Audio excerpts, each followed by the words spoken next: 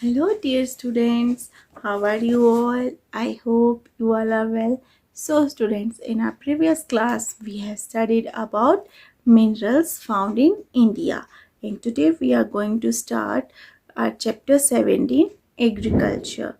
So, in this chapter, we are going to read what is the importance of agriculture in our country, about different crops grown in India, and what is livestock rearing, and last में हम पढ़ेंगे about the green revolution agriculture. So let's start. Agriculture of farming refers to the cultivation of land to produce crops. Agriculture also include horticulture, livestock rearing and fishing. तो agriculture तो आपको पता ही है कि क्या होता है.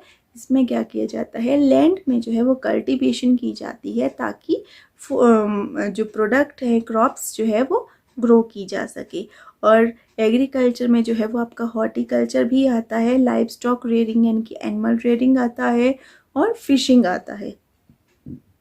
Agriculture in India. अब हम पढ़ेंगे कि इंडिया में कौन कौन सा एग्रीकल्चर जो है वो पाया जाता है. Importance of agriculture. तो सबसे पहले आया importance of agriculture. India is one of the largest agriculture countries in the world. तो इंडिया जो है सबसे बड़ी जो है वो एग्रीकल्चर कंट्री है पूरे वर्ल्ड में. Agriculture is the most important occupation of the people. और एग्रीकल्चर जो है वो सबसे इम्पॉर्टेंट ऑक्यूपेशन है लोगों का.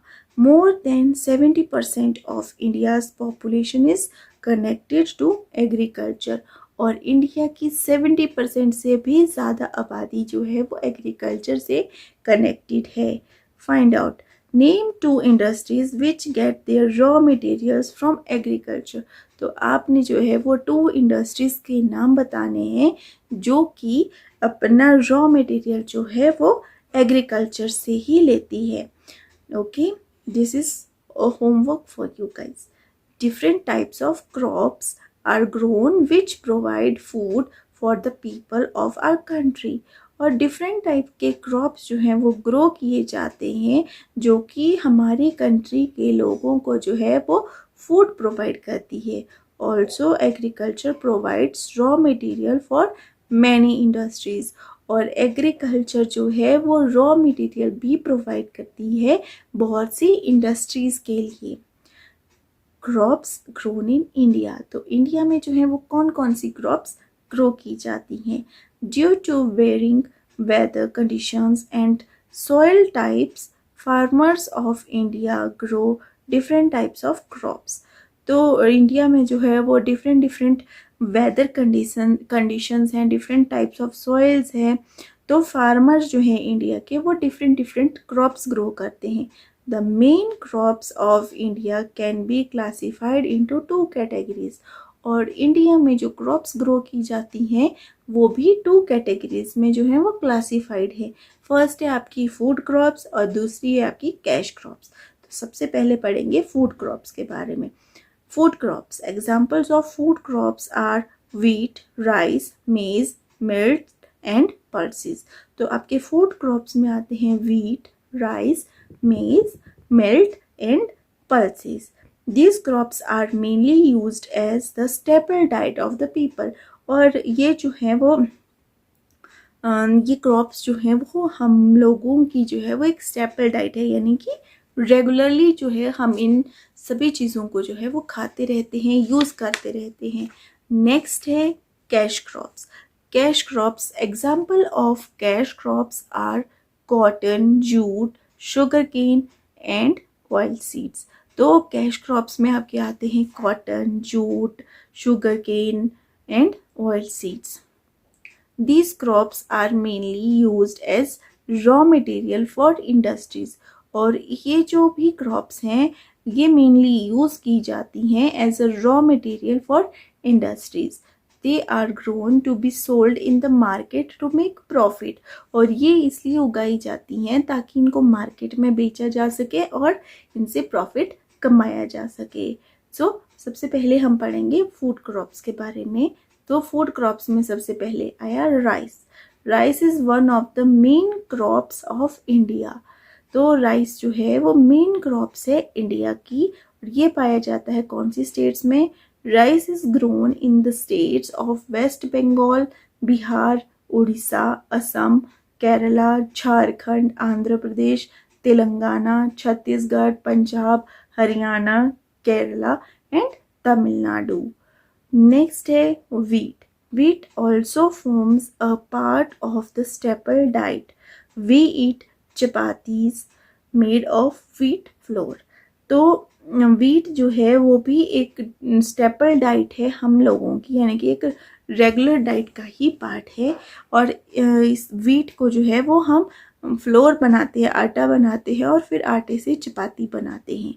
ओके, वीट कहाँ कहाँ पे ग्रो किया जाता है, कौन कौन सी स्टेट्स में? Wheat is grown in the states of Punjab, Uttar Pradesh, Haryana, Madhya Pradesh, Gujarat, north west, Rajasthan and Maharashtra. Punjab, Haryana and Uttar Pradesh are together known as the wheat bowl of India. Punjab, Haryana और उत्तर प्रदेश को एक साथ जो है वो क्या कहा जाता है? Wheat bowl of India. Next है मेज। फीचर्स, मेज के क्या फीचर्स हैं? Maize is also known as corn. तो मेज को जो है, मक्के को जो है वो और क्या कहा जाता है? कॉर्न कहा जाता है। ये कहाँ पे उगता है, कौन सी स्टेट्स में होता है? Maize is grown in the states of Uttar Pradesh, Bihar, Madhya Pradesh, Rajasthan and Karnataka. Next है मिल्ट।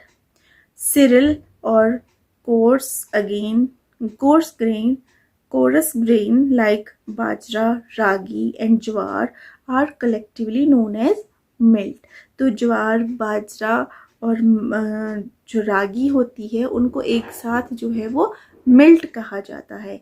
दे are the staple food in some parts of India. और ये इंडिया के कुछ पार्ट्स का जो है वो एक स्टेपल फूड है, यानी कि रेगुलर डाइट में इंक्लूड किए जाने वाली फूड ग्रेन्स हैं।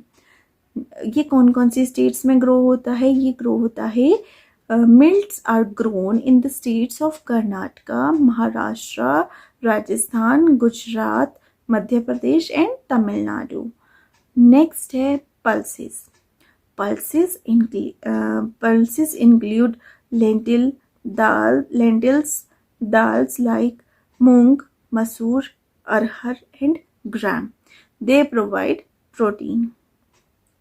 तो पल्सेस जिनको कि दालें कहा जाता है उनमें आती है आपकी मूंग दाल, मसूर की दाल, अरहर की दाल और चने की दाल। इन दालों में जो है वो सबसे ज़्यादा क्या होता है? प्रोटीन होता है। States, they are grown in the states of Madhya Pradesh, Uttar Pradesh, Maharashtra, Haryana, Orissa, Andhra Pradesh, Telangana, Tamil Nadu and Karnataka. तो यहाँ पे जो है ये क्रॉप जो है वो ग्रो की जाती है। ओके, नेक्स्ट है आपका कैश क्रॉप्स। सबसे पहले आता है कैश क्रॉप में cotton. Cotton is a fibre crop used for making clothes. तो कॉटन जो है वो एक फाइबर क्रॉप है जिसका यूज़ किया जाता है कपड़े बनाने के लिए। और ये कौन कौन सी स्टेट्स में ग्रो होता है? Cotton is mostly grown in the states of Maharashtra and Karnataka as this region has black soil suitable for the growth of cotton.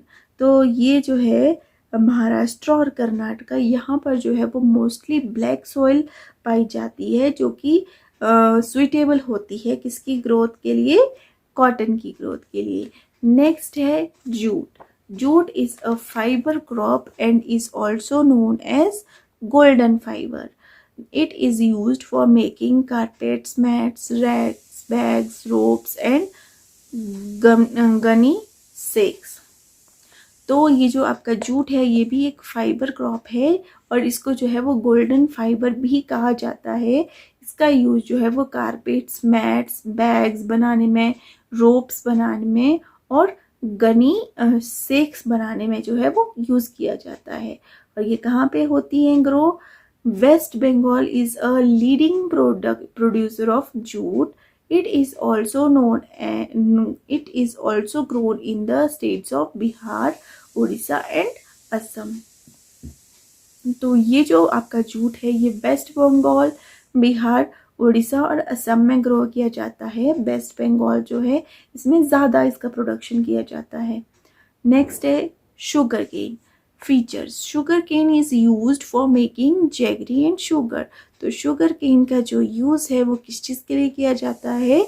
गुड़ बनाने के लिए, जैगरी बनाने के लिए और शुगर चीनी बनाने के लिए किया जाता है.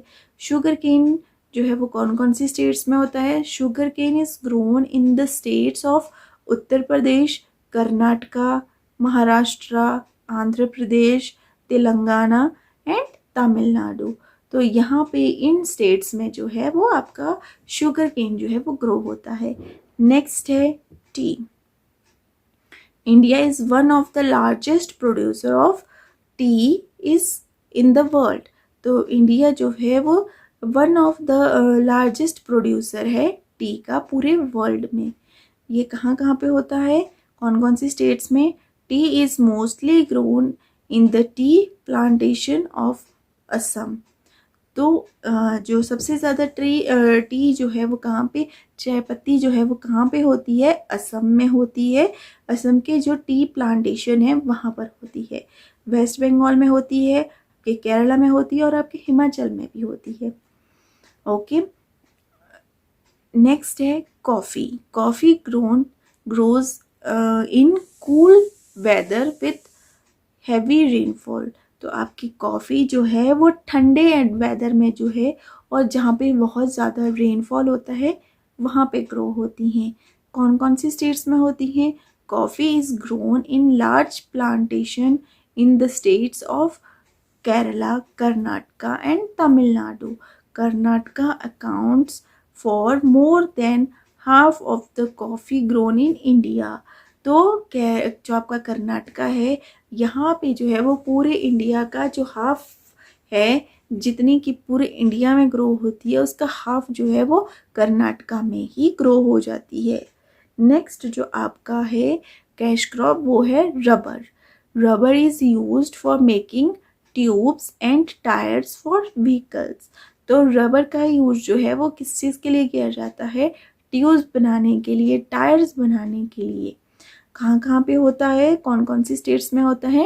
Rubber is grown in large plantation in the states of Kerala, Tamil Nadu and Karnataka. Next आपका कैश क्रॉप है oil seeds. Oil seeds are grown mainly for producing oil. तो ऑयल सीड्स का जो मेनली प्रोडक्शन की जाती है या ग्रो किया जाता है वो किया जाता है ऑयल की प्रोडक्शन के लिए. ऑयल सीड जो है वो कौन कौन सी स्टेट्स में होता है? Oil seed is mostly grown in the states of Madhya Pradesh, Maharashtra, Rajasthan and Tamil Nadu. Live stock rearing. Livestock refers to domestic animals that are used for food, fiber and labor. तो लाइव स्टॉक रेयरिंग होता है आपका domestic animals या को पालना ताकि उनसे जो है वो फूड भी लिया जा सके, जैसे कि एग, मीट, मिल्क. फाइबर यानी कि आपकी कॉटन ली जा सके, जैसे कि आपकी शिप से ली जाती है, और उनको लेबर के काम के लिए भी यूज़ करना, जैसे कि आपके हॉर्स हो गए, एलिफेंट्स हो गए, ओके, ऑक्सीज हो गए, बफलोज होगी. For example oxes and bullocks are domesticated to plough agricultural field and pull carts. तो ऑक्सीज और जो बुलॉक्स होते हैं उनका जो है वो डोमेस्टिकेशन किस लिए किया जाता है? ताकि वो खेती बाड़ी में हेल्प कर सके, फील्ड में जो है एग्रीकल्चर फील्ड है उनको जोत सके, या फिर कोई कार्ट है उसको पुल करने के लिए. Cows give milk is used to make curd, butter, cheese and ghee. तो काऊ जो है वो दूध देती है और उसके दूध से जो है वो कर्ड बनाई जाती है, बटर बनाया जाता है, चीज़ बनाया जाता है और घी बनाया जाता है. Cattle waste is used for producing biogas and manures. तो जो केटल्स का जो वेस्ट होता है उसका यूज़ जो है वो बायोगैस बनाने में किया जाता है और साथ ही साथ खाद बनाने में भी काम आता है। Animals like camel and sheep are reared to provide us with wool. Camels are also used in desert as means of transport. तो कैमल और शीप जो है उनकी रेयरिंग की जाती है ताकि वो हमें ऊन दे सकें, वूल दे सकें।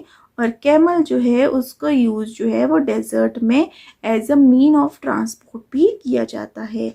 Mules, donkeys and yaks are used to carry goods. और म्यूल्स हो गए, घोड़े हो गए, आपके डंकीज गधे हो गए या याक हो गए, उनका यूज़ जो है वो सामान ढोने में किया जाता है। Animals are also reared for their meat. और एनिमल्स को जो है वो उनके मीट के लिए भी जो है वो पाला जाता है। The skin of some of these animals is also used for making leather goods. और इनमें से कुछ एनिमल्स की जो स्किन होती है वो किस चीज़ के लिए यूज़ की जाती है? लेदर की सामान बनाने के लिए। Thus, livestock also, along with agriculture, play an important role in the economic growth of our country. तो जो लाइव स्टॉक है वो जो है वो एग्रीकल्चर के साथ साथ जो है वो हमारी इकोनॉमिक ग्रोथ, हमारी कंट्री की जो इकोनॉमिक ग्रोथ है उसमें भी हेल्प करता है। Did you know India has the largest cattle strength in the world. तो इंडिया में जो है वो सबसे ज़्यादा जो है वो पशु पाले जाते हैं। नेक्स्ट है ग्रीन रेवोल्यूशन, जो कि लास्ट पॉइंट है। After 1965 there have been many changes in the method of agriculture in our country. तो 1965 के बाद जो है वो हमारी कंट्री में जो है वो एग्रीकल्चर के मेथड में बहुत से चेंजेस आए हैं। High yielding varieties of seeds are being used. और यहाँ पर जो है वो हाई यील्डिंग यानी कि ज़्यादा पैदावार देने वाले जो बीज हैं उनका यूज़ किया जाने लगा है। There has also been an increase in the use of fertilizer and irrigation. और सिंचाई और जो फर्टिलाइज़र्स होते हैं, खादें होती हैं, उनका यूज़ भी जो है वो बढ़ गया है। Large areas of land have been brought under cultivation. और बहुत सी ज़्यादा ज़मीन जो है वो कल्टीवेशन के काम में जो है वो यूज़ की जाती है। Farmers have been provided with better facilities like loan, better seeds, fertilizers and modern machines which have helped in increasing the production of crops. तो फार्मर्स को जो है वो बहुत सी फैसिलिटीज़ जो हैं, बेटर फैसिलिटीज़ जो हैं वो प्रोवाइड की गई हैं, जैसे कि लोन देना, अच्छे सीड्स देना, फर्टिलाइज़र्स देना और मॉडर्न मशीन्स देना, जो कि उनके क्रॉप्स की प्रोडक्शन को जो है वो इंक्रीज़ करती है। All this has made India self sufficient in the production of food grains.